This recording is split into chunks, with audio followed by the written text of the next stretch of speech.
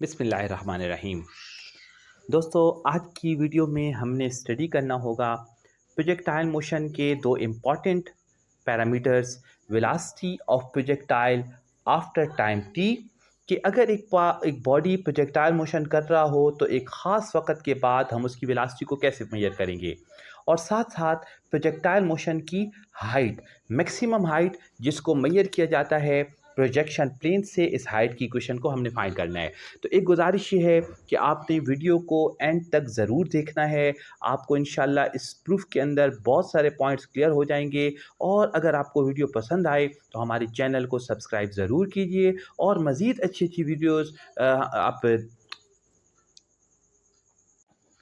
Velocity of projectile after time T study करने के लिए हमने वेलोसिटीज़ के दो कंपोनेंट फाइंड कर लेने होंगे।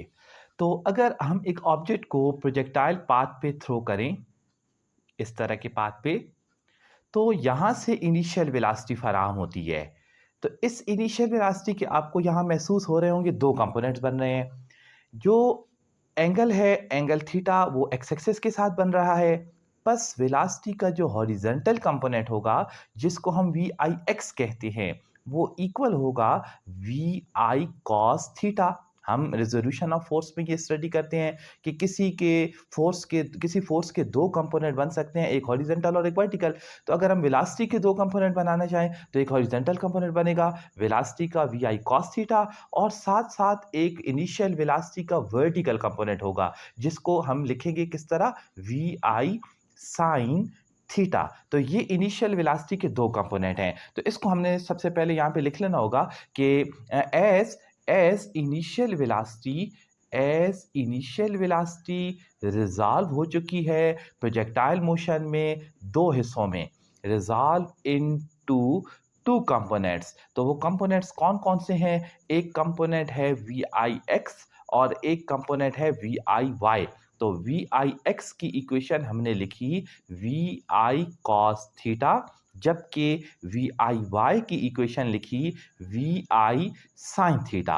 अब हमारा जो टारगेट है वो वेलोसिटी में वर्टिकल और हॉरिजॉन्टल कंपोनेंट की फाइनल वेलोसिटी को है। ये तो बहुत इनिशियली हमने इसको फराहम कर ली। हम तो फाइंड करना चाहते हैं कि किसी वक्त के बाद, किसी टाइम गुजरने के बाद इसकी फाइनल वेलोसिटी हम कैसे फाइंड करेंगे। तो मैं दोबारा एक हेडिंग लिखता हूं, to find v f x, final velocity का हॉरिजॉन्टल कंपोनेंट कैसे फाइंड किया जाएगा।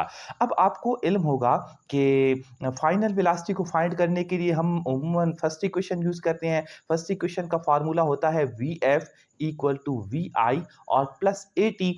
हमारी हेडिंग ये बता रही है कि हमें फाइनल वेलोसिटी का एक्स कंपोनेंट चाहिए।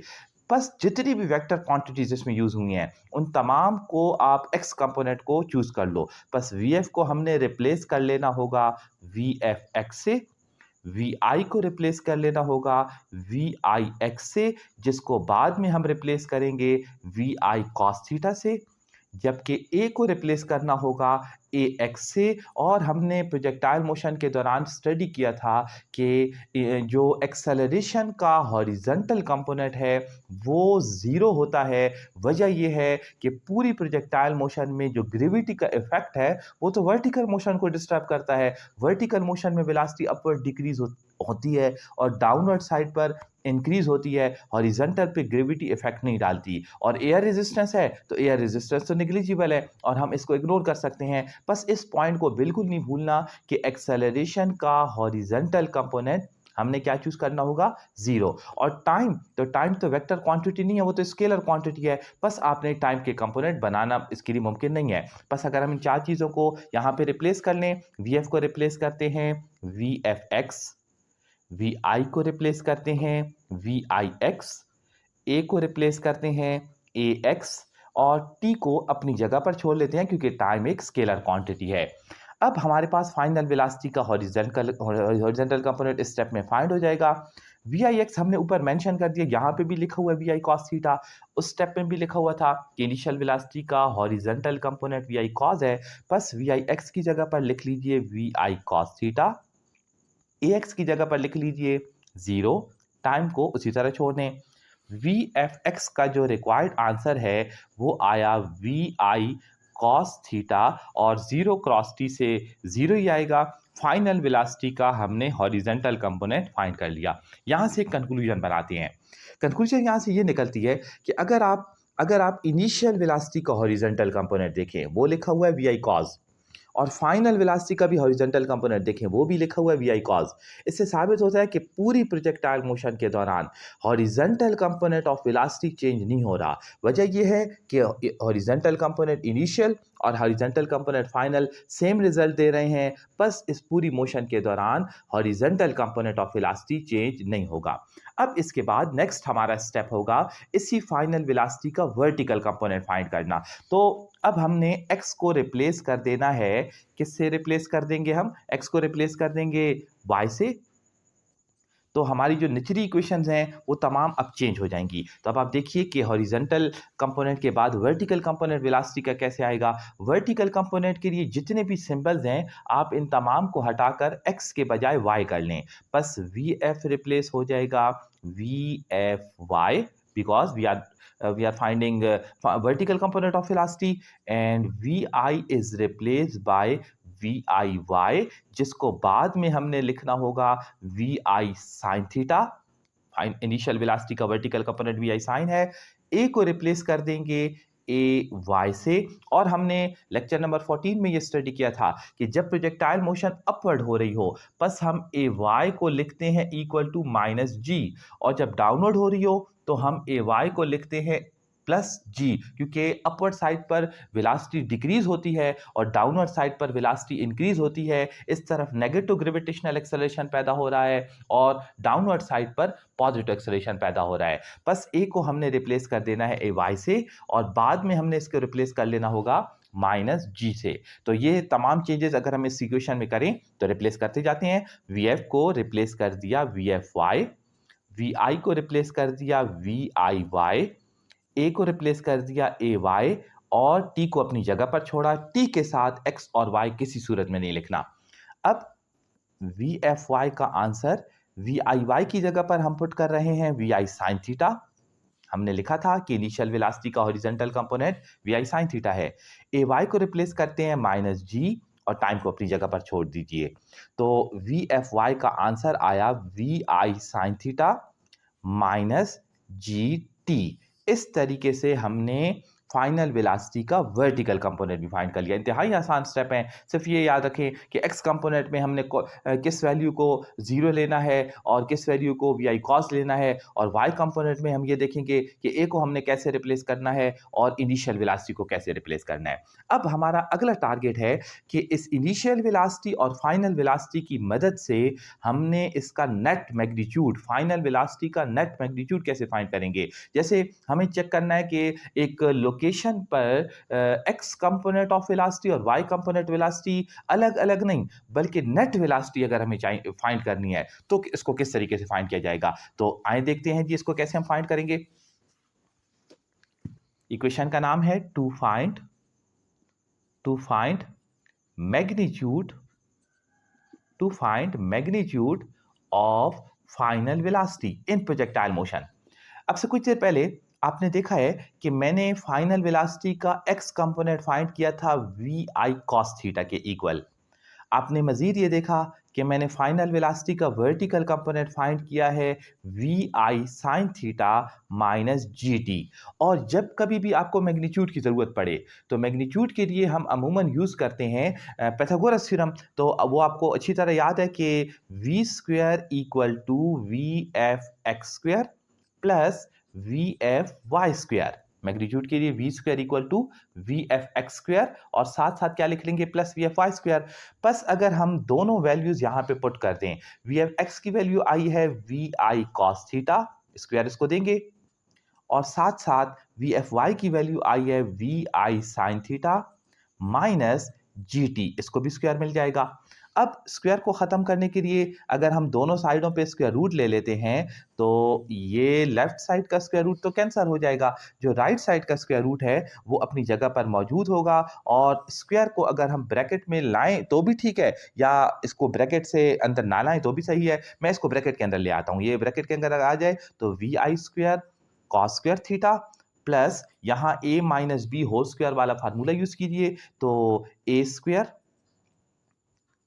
Plus b square minus 2a b. इस तरीके से वेलोसिटी का मैग्नीट्यूड भी फाइंड किया जा सकता है। इस तरीके से अगर हमने वेलोसिटी का मैग्नीट्यूड फाइंड कर लिया, तो लास्ट स्टेप जो आता है वेलोसिटी के पोर्शन में, फिर हमारा ये वेलोसिटी का पोर्शन कवर हो जाएगा। लास्ट स्टेप है कि हमें पता कैसे चलेगा कि हमने प्रोजेक्टाइल मोशन को कितने एंगल पे थ्रो किया, यानी इसका एंगल डायरेक्शन कैसे फाइंड करेंगे। तो आते हैं जी इक्वेशन बनाने के लिए, to find the direction of projectile. तो देखिए इसको अब, to find direction of projectile. जी, डायरेक्शन ऑफ प्रोजेक्टाइल के लिए हमारे पास 3 ट्रिग्नोमेट्रिक रेशियो है, साइन थीटा, कॉस थीटा और साथ साथ टेंजेंट थीटा।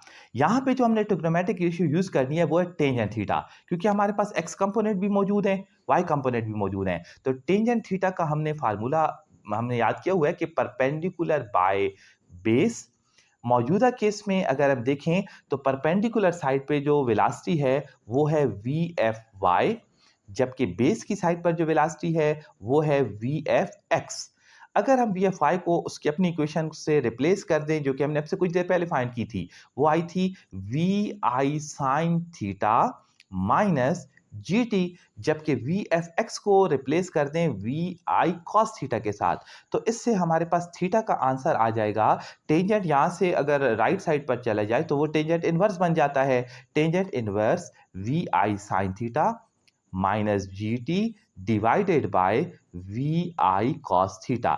ये वो इक्वेशन है जिसकी मदद से एंगल ऑफ प्रोजेक्टाइल भी फाइंड किया जा सकता है। यानी आपको न्यूमेरिकल क्वेश्चन में आपको इनिशियल वेलोसिटी मिली होगी और साथ साथ टाइम की वैल्यू भी गिवन दी होगी, तो उसकी मदद से अगर हम फाइंड करना चाहें कि एंगल ऑफ प्रोजेक्टाइल कैसे फाइंड किया जाएगा, तो इन स्टेप्स के जरिए एंगल ऑफ प्रोजेक्टाइल फाइंड हो सकता है।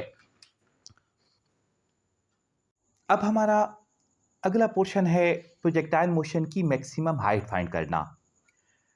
प्रोजेक्टाइल मोशन की मैक्सिमम हाइट को हम कैसे डिफाइन करेंगे? The greatest vertical distance reached as measured from the horizontal projection plane by a projectile is called maximum height.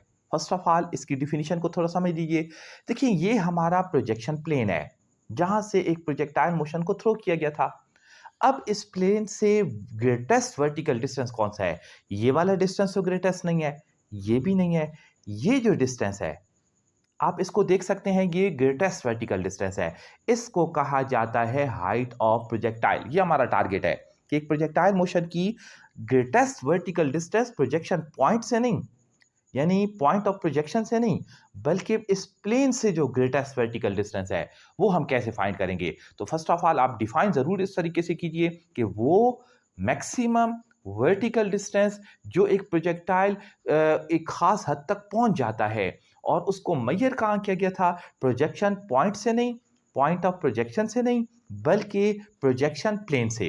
तो इसके लिए एक टिप जरूर याद रखिए कि हाइट को फाइंड करने के लिए हम यूज करेंगे मोशन की थर्ड इक्वेशन, बिकॉज अभी तक हमने टाइम के फैक्टर को जिक्र नहीं किया, बस हम थर्ड इक्वेशन ऑफ मोशन से प्रोजेक्टाइल मोशन की हाइट को फाइंड करते हैं।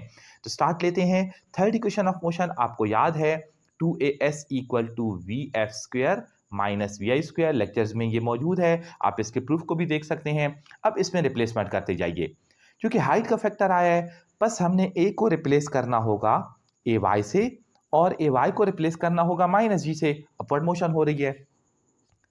एस को रिप्लेस कर देंगे एच के साथ। तमाम कंपोनेंट्स आपने वर्टिकल चूज करने हैं, क्योंकि डिस्टेंस जो फाइंड हो रहा है ये भी वर्टिकल डिस्टेंस फाइंड हो रहा है। वी एफ को हमने रिप्लेस करना होगा वी एफ वाई, जिसको बाद में हमने रिप्लेस करना होगा जीरो से। इसकी वजह क्या है, जब ये मैक्सिमम हाइट तक पहुंचेगा तो यहां पर तो एक एक एक पाथ का एंड हो रहा है, बस इस एंड पर जाकर इसकी स्पीड घटती गई घटती गई घटती गई, यहां पर पहुंचकर इसकी फाइनल वेलोसिटी का वर्टिकल कंपोनेंट जीरो हो चुका। बस जब फाइनल वेलोसिटी का वर्टिकल कंपोनेंट जीरो होगा अब दोबारा ये स्पीड गेन करेगा और डाउनवर्ड साइड पे आएगा। लेकिन हम तो यहाँ तक का डिस्टेंस फाइंड कर रहे हैं, इसलिए हमने फाइनल वेलोसिटी का वर्टिकल कंपोनेंट कितना पुट करना है? 0। एक ही कंपोनेंट रह गया और वो कौन सा है? वो है vi।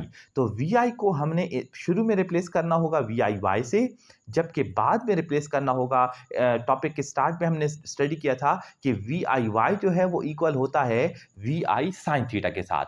तमाम पुटिंग्स एक दफा दोबारा सुन लीजिए। a को रिप्लेस करेंगे ay से, जिसको बाद में रिप्लेस करना है -g से। s को हमने हाइट का नाम दे दिया। फाइनल वेलोसिटी का सिर्फ वर्टिकल कंपोनेंट लें, क्योंकि हम डिस्टेंस का भी वर्टिकल कंपोनेंट फाइंड कर रहे हैं, जिसको 0 पुट करना है। हाईएस्ट पॉइंट पर जाकर इसकी फाइनल वेलोसिटी का वर्टिकल कंपोनेंट 0 हो जाएगा। इनिशियल वेलोसिटी का भी वर्टिकल कंपोनेंट लें, जो कि किसके इक्वल होता है? vi sin थीटा के इक्वल। तो फर्स्ट ऑफ ऑल हम इसमें पुटिंग शुरू करते हैं। 2 into ay h equal to vf y square minus vi y square. तमाम वर्टिकल कंपोनेंट यूज कर लिए। अब नेक्स्ट स्टेप में a को रिप्लेस कर लेते हैं।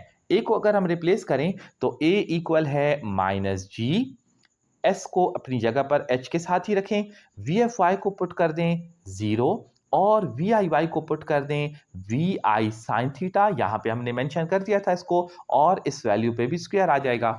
फिर 2 इंटू -g इंटू h यहाँ पे लिखा हुआ है, h हम यहीं पे छोड़ देते हैं, तो ये बन जाएगा -vi square sine square theta divide by 2 multiply by -g। अगर इक्वेशन के इस साइड पर आ जाए तो ये यहाँ पर आकर डिवाइड हो जाएगा, माइनस माइनस के साथ कैंसिल हो जाएगा। h का आंसर आ जाएगा vi square sine square theta divided by 2g। तो इंतहाई आसान स्टेप थे। थोड़ा बंदा इस पे कोशिश करे तो बहुत जल्दी इसको समझ सकता है। बस एक चीज़ का ख्याल ज़रूर रखें कि हम कौन से पोर्शन को चूज़ कर रहे हैं, हॉरिजॉन्टल या वर्टिकल। अगर वर्टिकल है तो तमाम कंपोनेंट्स को हमने किस तरह लेना होगा? वर्टिकल लेना होगा।